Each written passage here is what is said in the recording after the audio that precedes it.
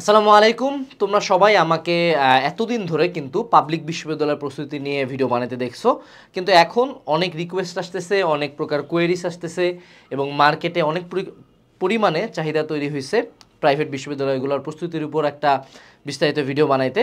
So আমি নিজে private বিশ্ববিদ্যালয়ের স্টুডেন্ট না হইলেও আমার এই সেক্টর নিয়ে কাজ করার যথেষ্ট ভালো অভিজ্ঞতা আছে এবং আমাদের টিমেরও বেশ কিছু মানুষজন প্রাইভেট ইউনিভার্সিটির হওয়ার কারণে আমাদের এই জিনিসটা নিয়ে আসলে ভিডিও বানানোটা আমার মনে হয় শোভা পায়। সেই সাথে আমাদের কিন্তু সেগমেন্টও চালু হয়েছে প্রাইভেট ইউনিভার্সিটি নিয়ে, তার মানে আমাদের স্টুডেন্টদেরকে আর কি অবগত করতে হবে এবং একটু সচেতন করতে হবে প্রিপারেশন নিয়ে। তাই আজকের এই ভিডিওটা বানানো। আজকের এই ভিডিওতে আমরা কথা বলবো বাংলাদেশের একটা top calibre private university preparation নিয়ে, সেটা হলো নর্থ সাউথ ইউনিভার্সিটির ভর্তি পরীক্ষার প্রস্তুতি নিয়ে। এই ভিডিওটাতে নর্থ সাউথ ইউনিভার্সিটির পড়াশোনার মোটামুটি ইনস অ্যান্ড আউটস, খরচ, কি পড়বো, কি আসে, কতক্ষণ পরীক্ষা হয়, আমার কীভাবে প্রস্তুতি নেওয়া উচিত, পড়া কতটা যুক্তিযুক্ত, সব কিছু নিয়ে আসলে কথাবার্তা হবে। তাই মনোযোগ সহকারে যারা প্রাইভেট ইউনিভার্সিটিতে পরীক্ষা দেওয়ার স্বপ্ন দেখো বা টার্গেট আছে, তারা ভিডিওটা মনোযোগ সহকারে পুরোটা দেখবা। তো চলো শুরু করা যাক। আচ্ছা, প্রথমত আমাকে যে জিনিসটা মাথায় রাখতে হবে, আমি যখনই নর্থ সাউথ ইউনিভার্সিটির কথা আনবো, এটা কাইন্ড অফ বাংলাদেশের প্রায় টপ 2টা প্রাইভেট ইউনিভার্সিটির একটা, ঠিক আছে? সো যখন টপ 2টা প্রাইভেট ইউনিভার্সিটির একটা হয়, আসলে এখানে শুধুমাত্র আবেগ দিয়ে পড়তে চাই, ক্যাম্পাস অনেক সুন্দর, ফ্যাকাল্টি আছে, এই সেই হ্যান দেন, এইসব কথাবার্তা দিয়ে আসলে পড়তে চাইলে হবে না। মূলত যে জিনিসটা আমাদের বাংলাদেশে আসলে প্রাইভেট ইউনিভার্সিটির ক্ষেত্রে বা টপ নচ প্রাইভেট ইউনিভার্সিটির ক্ষেত্রে মাইনে রাখে, সেটা হলো আমাদের বাবারা, সেটা হলো খরচ, ঠিক আছে? Cost. You have to know about the cost. এইখানে অন অ্যান অ্যাভারেজে আমাদের ইনস্টিটিউট যে টিউশন ফি, অর্থাৎ তুমি যদি লিটারালি একটা পরীক্ষাও ফেল না করো, কোনো অ্যাডিশনাল কোর্সেস না নাও, তোমার যদি অ্যাটেন্ডেন্সে কোনো ঝামেলা না থাকে, তাহলে এরকম ডিপার্টমেন্ট ওয়াইজ যেমন সিএসসি, তারপরে হইল গিয়া ট্রিপলি, মাইক্রোবায়োলজি, ইকোনমিক্স, বিবিএ, এরকম আর কি সবগুলারই এরকম খরচের একটা লিস্ট এখানে আছে, তোমরা চাইলে দেখে নিতে পারো। এগুলা কিন্তু ফিক্সড না, হ্যাঁ, এগুলা হলো আমি যেই মোমেন্টে ভিডিও বানাচ্ছি সেই মোমেন্ট পর্যন্ত, অর্থাৎ এগুলো কিন্তু ভেরিয়েবল। ওকে, এগুলো কি আমাদের ভেরিয়েবল কস্ট, ঠিক আছে? কিন্তু মানে ভেরিয়েবল বলতে এটা কখনো 9,95,000 থেকে অবশ্যই 15 লাখ টাকা হবে না। সো সর্বোচ্চ এগুলার মধ্যে থেকে 10% প্লাস মাইনাস আপ ডাউন করতে থাকে, ঠিক আছে? 10% টু 20% ইয়ার টু আর চেঞ্জ হয় যখন তুমি ভিডিও দেখতেছো।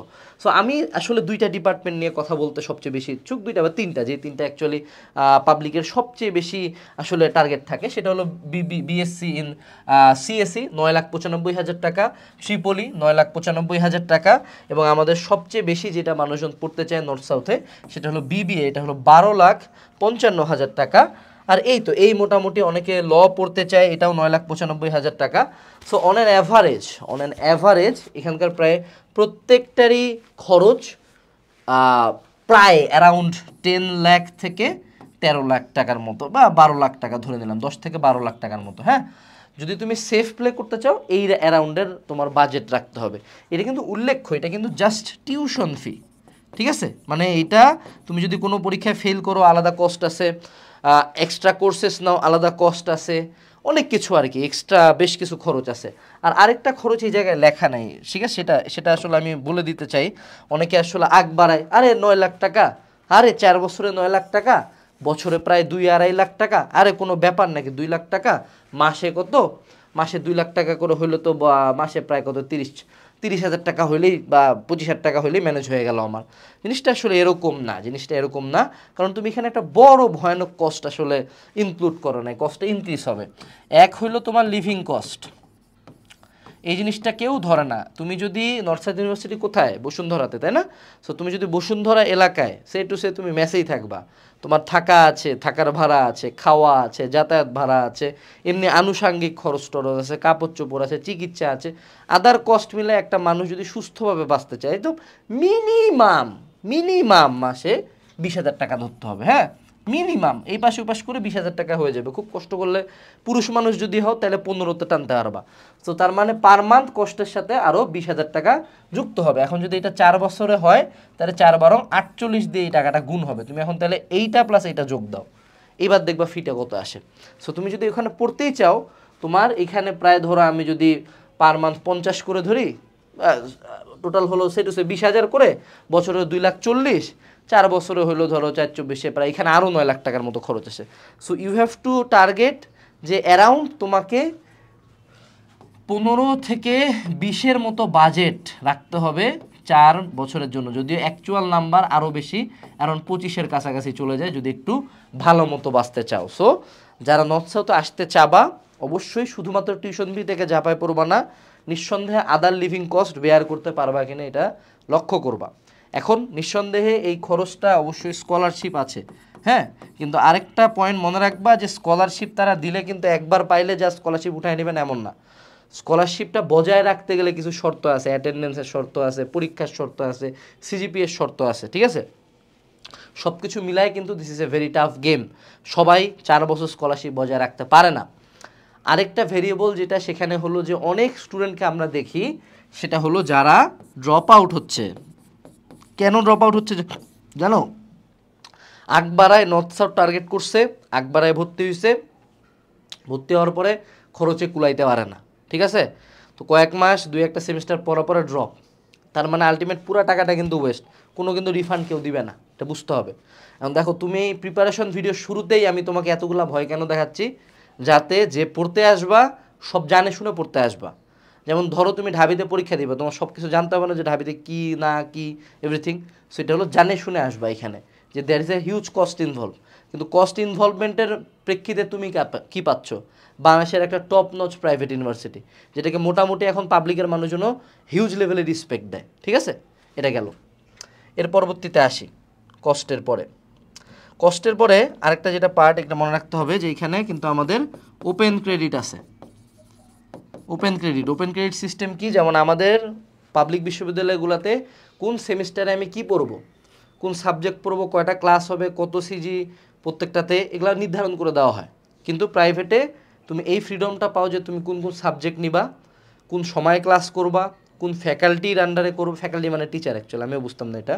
ফ্যাকাল্টি মানে আমি আগে ভাবতাম এগ্রিকালচার ফ্যাকাল্টি মানে কি একটা কয়টা ডিপার্টমেন্ট নিলে ফ্যাকাল্টি হয়, আবার টিচারকে কয় ফ্যাকাল্টি, কেন যে কয় আমি জানি না। যাক, তো এই ফ্যাকাল্টি মানে টিচার, তো কোন টিচারের আন্ডারে করবা এগুলো সব কিছু নির্ধারণ করা যায়। সো এখানে তুমি একটা লেভেল অফ ফ্রিডম পাবা। যেমন ধরো যে সে টু সে তোমার এই মান্থে এই টার্মে অনেক বেশি প্রেশার আদার্স লাইফে, বা তুমি অসুস্থ, তখন তুমি কোর্স কম নিবা, ঠিক আছে? আবার যখন তোমার মনে হবে যে না আমি আগে অনেকগুলো আগে রাখবো, তখন তুমি কোর্স বেশি নিবা। সো এটা কিন্তু একটা ভালো সুবিধা। আর আরেকটা যেটা ব্যাপার সেখানে হলো যে এইগুলা ভার্সিটিতে কিন্তু ক্রেডিট ট্রান্সফার ইজিলি করা যায়, ঠিক আছে? তুমি বাংলাদেশের পাবলিকগুলো থেকে ক্রেডিট ট্রান্সফার সাধারণত করতে পারবে না, বিশেষ লেংদি প্রসেস, কিন্তু এইগুলোতে ক্রেডিট ট্রান্সফার করে বাইরে যাওয়া যায়। সো যেগুলা ধনী ফ্যামিলির সন্তান মোটামুটি বাইরে যাওয়ার প্ল্যান রাখে, তারা এইসব জায়গা থেকে পরে টরন্টোতে চলে যায়, ঠিক আছে? কানাডা, মিশিগান, এই ইউটা, এইসব জায়গায় চলে যায়। যাই হোক, গরিব মানুষ আমরা এইসব বুঝি না। এখন চলে আসি, সেটা হলো যে নর্থ সাউথ ইউনিভার্সিটির প্রিপারেশন কীভাবে নিতে হয়। প্রিপারেশন নেওয়ার আগে আসলে একটা জিনিস বুঝতে হবে, বাংলাদেশের মেজরিটি মানুষজন জানেও না প্রাইভেটে আসলে কি ভর্তি পরীক্ষায় কী আসে। তো আগে মার্ক ডিস্ট্রিবিউশন জানে। দেখো নর্থ সাউথের ভর্তি পরীক্ষা হয়, কিন্তু নর্থ সাউথে কিন্তু এখন এই অবস্থা নাই যে তুমি একটা টাকার বান্ডিল নিয়ে যা বললা যে স্যার আমার ভর্তি নেন, তোমার চেয়ে মেলা ধনী মানুষজন আরও বেশি টাকা অফার করছে, কেউ ভর্তি হতে পারে নাই। So you have to legitly attend a admission exam, তার পরবর্তীতে অ্যাডমিশন এক্সামে টিকলে দেন তুমি টাকাটা দেওয়ার অধিকার পাবা, ঠিক আছে? তো এখানে বুঝতে হবে অন অ্যান অ্যাভারেজে এখানে 2 থেকে 2.5 ঘন্টার একটা এক্সাম হয়, ডিপেন্ডিং অন দ্য কোশ্চেন। এখন কোশ্চেনগুলোতে কী কী আসে দেখো, এটা কিন্তু mandatory for all departments.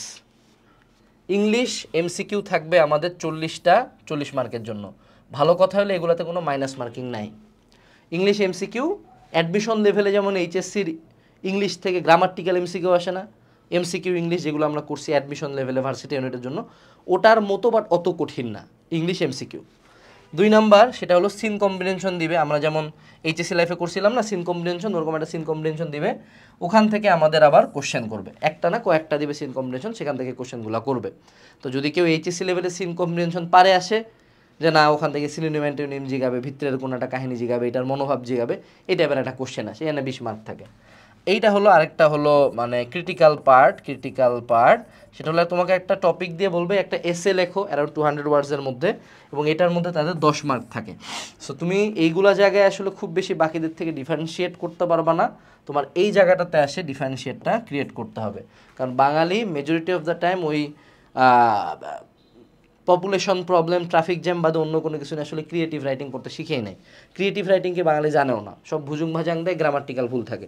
So এই জায়গাটা যদি তুমি grammatically correct recent information properly writing করতে পারো, ভালো নাম্বার পাইতে পারবে, এটাই তোমাকে বাকিদের থেকে একটা ভালো ডিফারেন্সিয়েটিং ফ্যাক্টর দেবে। আরেকটা যেটা সেটা হলো আমাদের জেনারেল ম্যাথের এমসিকিউ। এখানে আমি ওয়ার্ডটা ইউজ করছি কি বলো দেখি, জেনারেল ম্যাথ এমসিকিউ। এটাকে কোনো কালেই কিন্তু এটাকে এইচএসসির ম্যাথ ভাবা যাবে না। এইটা হলো আমাদের, যদি আমি এটাকে সংজ্ঞায়িত করি, এটা হলো ক্লাস 9-10-এর ম্যাথ বইটা আছে না, মুনাফার অঙ্ক, চৌবাচ্চার অঙ্ক, ধারার অঙ্ক, সিম্পল জিনিসপাতি আর কি। আর হয়তো বা 10% কোশ্চেন একদম এইচএসসির খুব সিম্পল টপিক থেকে থাকবে, যেমন ধরো সরল রেখা, ত্রিকোণমিতি, বৃত্ত, খুব সিম্পল কোশ্চেন থাকবে। সো এটাকে আসলে জেনারেল ম্যাথ এমসিকিউ, এইটাতে অ্যারাউন্ড 50 মার্কস থাকে। এই দুইটা সাবজেক্ট তুমি নর্থ সাউথের যেই ডিপার্টমেন্টে পড়তে চাও তোমাকে ভর্তি পরীক্ষা অ্যাটেন্ড করতে হবে। আর যদি তুমি আর্কিটেকচারে পরীক্ষা দিতে চাও তাহলে তোমাকে এগুলার সাথে সেপারেটলি একটা আর্কিটেকচার ড্রয়িং পরীক্ষা দিতে হবে আলাদা করে। তো মূল পরীক্ষাটা হয় কোথায়, এই যে এই জায়গাটাতে, ঠিক আছে। এখন কথা হলো নর্থ সাউথ বিশ্ববিদ্যালয় ভর্তি পরীক্ষা কি তোমার ফার্স্ট হওয়ার টার্গেট নেওয়ার দরকার আছে? উত্তর হলো না।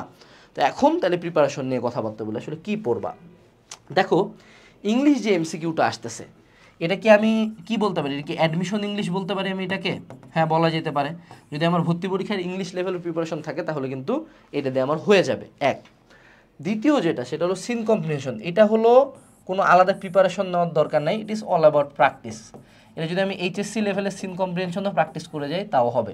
মূলত এই পুরা ভর্তি পরীক্ষাটার ইংলিশ পার্টটার আবহটা নির্ধারণ করে হইল গিয়ে আমাদের ভোকাবুলারি।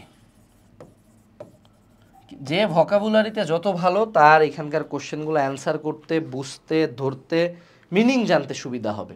সো তুমি যদি একটা জায়গায় ফোকাস করতে চাও, that should be vocabulary enrich করা।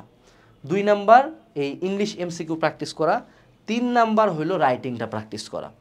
এইটা তুমি কোন সোর্স থেকে করবা সম্পূর্ণ স্বাধীনতা তোমার আছে। যেমন এই যে ইংলিশ এমসিকিউ যেটা, এটার জন্য তুমি ম্যানুয়ালি গ্রামার বই পড়তে পারো, অথবা এমন কোনো সোর্স থেকে পড়তে পারো যেখানে ইংলিশের টপিক ওয়াইজ এমসিকিউ দেওয়া আছে। বাজারে ইংলিশের প্রচুর গাইড আছে, যে কোনো একটা গাইড পড়লে ইনাফ। তারপরে সিন কম্প্রিহেনশন, এটা তোমার এইচএসসির মডেল টেস্ট পড়লেই, প্র্যাকটিস করলেই ইনাফ। আর রাইটিং এসে it is all about practice and writing টেকনিকগুলো জানা, যে আসলে কীভাবে লিখলে জিনিসটা লুক্রেটিভ শোনায়। এখন অনেকে এটা বলতে চাবে যে ভাইয়া এই ইংলিশটাকে আমি আইএলটিএসের প্রিপারেশন নিব, হ্যাঁ আইএলটিএস, বা আমি কি এটা আইবি এর প্রিপারেশন দিয়ে হবে? কথা হলো আইএলটিএস এবং আইবি এর প্রিপারেশনের কোশ্চেন যদি নর্থ সাউথ বিশ্ববিদ্যালয় ভর্তি পরীক্ষায় ইংলিশে দেয় তাহলে একজনও চান্স পাবে না, এটা গ্যারান্টি, ঠিক আছে। সো এটা অবশ্যই ওই স্ট্যান্ডার্ডে না, হ্যাঁ কিন্তু সিলেবাস মিলে এটা বলতে পারবো যে না সিলেবাস ঠিক আছে, কিন্তু তোমাকে বুঝতে হবে এটা একটা প্রাইভেট বিশ্ববিদ্যালয় ভর্তি পরীক্ষা। এখানে যারা পরীক্ষা দিতে আসছে তারা নিঃসন্দেহে বুয়েটের কেউ না, তাই না, বা ঢাবির কেউ না, বা মেডিকেলের কেউ না, বা কোনো পাবলিকের টার্গেটও রাখতেছে না। সো সেখানে আসলে আইবি এর preparation, IELTS preparation just because syllabus মিলে, যেমন এখানে জেনারেল ম্যাথ আসে, এটাও তো আইবিএতে আসে অ্যানালিটিক্যাল এবিলিটিতে। তো অ্যানালিটিক্যাল এবিলিটির আইবিএর কোশ্চেন যদি এখানে দেয় তুমি একটাও দেখাইতে পারবে না আনলেস তোমার টোটাল আইবিএর প্রিপারেশন আছে। সো এটাকে ওটার সাথে মিলানো যাবে না, জিআরির সাথে মিলানো যাবে না, আইএলসের সাথে মিলানো যাবে না, এটা খুব সিম্পলি ট্রিট করতে হবে। যেমন এই জেনারেল ম্যাথের জন্য হ্যাঁ তুমি চাইলে আইবিএ রিলেটেড জেনারেল ম্যাথের বই পড়তে পারো, অথবা 9-10-এর বইটা পড়ে ফেলতে পারো, it's up to you. But সবচেয়ে বেস্ট হয় কি জানো, সবচেয়ে বেস্ট যেটা হলো যে তোমার যে এক্সিস্টিং প্রিপারেশন, ইংলিশের প্রিপারেশনটাকে স্ট্রং রাখা, ভোকাবুলারি নিয়ে আমাদের কিছু ছোটোখাটো বই আছে, বইগুলো থেকে কিছু ভোকাবুলারি পড়া। আমাদের একটা কোর্স আছে নর্থ সাউথ ইউনিভার্সিটির জন্য, যেখানে প্রত্যেকটা সাবজেক্টের উপর আমাদের mathematics, English, architecture, essay writing সব কিছু নিয়ে ক্লাস আছে। এই ক্লাসগুলো করলে যে সুবিধাটা হবে যে এই যে কী পড়বা, কোন টাইপ আসে, এই জিনিসগুলো আইডিয়া পাবা। দেখো একে তুমি প্রাইভেট ইউনিভার্সিটিতে পড়তে চাও, নিঃসন্দেহে তুমি এতটাও ডেডিকেটেড স্টুডেন্ট না যে তুমি একটা আলাদা খুব বড় একটা ডেপথের পড়াশোনা করবা নর্থ সাউথ ইউনিভার্সিটির জন্য, ঠিক আছে। সো সেক্ষেত্রে সবচেয়ে মিনিমাম পড়া আউটপুট পাওয়া যায় যদি অন্য কেউ তোমাকে পড়ায় দেয়, ঠিক আছে। আর এখানে একটা ডিসকর্ড সার্ভার আছে, ফেসবুক গ্রুপ আছে, যেখানে আমাদের টিচাররা তোমাদের সাথে ডিরেক্টলি কানেক্টেড থাকবে, ঠিক আছে। এটা একটা পার্ট আমাদের প্রিপারেশনের গেল। এখন দেখি আমাদের প্রিপারেশনের আরও পার্টগুলো কী কী। এখন আমরা তাহলে একটু সাবজেক্ট ওয়াইজ লেখার চেষ্টা করি। পার্সোনাল সাজেশন হলো যে ইংলিশ পার্টটার জন্য তাহলে আমরা কি করব, ইংলিশের জন্য যে কোনো ইংলিশ এমসিকিউ আছে এরকম অ্যাডমিশনের বই পড়ব, কিন্তু ইংলিশের জন্য কখনো রুল পড়ে টাইম ওয়েস্ট করবা না, এটা টোটাল টাইম ওয়েস্ট। রুল তুমি অলরেডি জানো। ইংলিশের জন্য যেটা ফোকাস করবা প্র্যাকটিস বা যত বেশি পারা যায় এমসিকিউ সলভিং, ঠিক আছে। ইংলিশ রাইটিংয়ের জন্য, যেটা রাইটিং সিন কম্প্রিহেনশন আল্লাহর মধ্যে পার হবা, রাইটিং পার্টের জন্য, এটার জন্য হলো রাইটিংয়ের যে ওয়েগুলো আছে, রাইটিং প্র্যাকটিস করতে হবে এবং যদি পারো বাসায় বা অন্য কোথাও বা চ্যাট জিপিটিতে দিয়ে তোমার রাইটিংটাতে আসলে কি ভুল আছে ভুলগুলা ঠিক করতে হবে। তারপরে জেনেরিক যে রাইটিং, জেনেরিক রাইটিং, হ্যাঁ জেনেরিক রাইটিং কি, the government should take necessary steps, ভাই এটা সবাই লিখছে ভাই, তোর থেকে তো আমরা বেশি দিব কেন।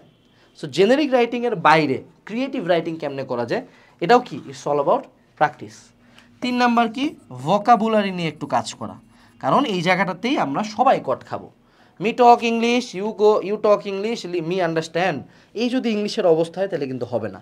ভোকাবুলারিটা এনরিচ করতে হবে, ওটার জন্য আবার এরকম একটা হাত্তির মতো বই নিও না, ওয়ার্ড স্মার্টের বই আছে, ছোটোখাটো বই, মানে যেখানে ধরো যে মোস্ট ইম্পর্টেন্ট 100 ওয়ার্ডস 200 ওয়ার্ডস, সবচেয়ে ভালো জিপিটি, চ্যাট জিপিটিরে কও যে আমরা কয়েকটা দ্য ওয়ার্ড আমি পড়ি, হ্যাঁ বলো 500 ওয়ার্ড দিতে, 500 ওয়ার্ড আগে পড়ো, তারপর আর 200 পড়ো, এরকম করে আর কি, ঠিক আছে। আচ্ছা, আর যেটা ম্যাথ পার্টটার জন্য আমরা চাইলে 9-10 বই পড়তে পারি, যেহেতু আমরা বাংলা মিডিয়াম, 9-10 বই পড়লে আমরা ভালো বুঝবো। 2 নাম্বার যে কোনো একটা ক্লাস থেকে এই টাইপগুলো শর্টকাট শিখতে পারি, ঠিক আছে। আর 3 নাম্বার যেটা করতে পারি সেটা হলো যে এই যে ইংলিশে 9-10 বই থেকে এমসিকিউ হয়, এরকম কোনো একটা সোর্স ফাইল থেকে বলতে পারি ইংলিশ কোশ্চেন, হ্যাঁ এটার জন্য আমি চাইলে আইবিএ বিবিএ প্রিপারেশন গাইড পড়তে পারি, এটার জন্য আইএলসের বই পড়তে পারি, জিআরই পড়তে পারি, বাট ওগুলো আসলে বেশি উপরে, এত পড়ার দক্ষতা তোমার থাকলে তুমি অ্যাটলিস্ট নর্থ সাউথের প্রিপারেশন নিতে না। সেই ক্ষেত্রে এমন কোনো একটা সোর্স ফাইল খুঁজতে হবে যে জায়গাটাতে আসলে ওভারঅল জার্নিটাতে কী বোঝা যাচ্ছে, ওভারঅলটাতে আমার যা আছে তাই না। যেমন তুমি যদি এইচএসসি পাস করে থাকো, তুমি অবশ্যই মুনাফা হিসাব করতে পারবা, সেখানে তোমার নতুন এক্সট্রা থিওরির দরকার নেই, বাট তোমার যেটা দরকার সবচেয়ে বেশি সেটা হলো ইট ইজ অল অ্যাবাউট হলো প্র্যাকটিস, ঠিক আছে।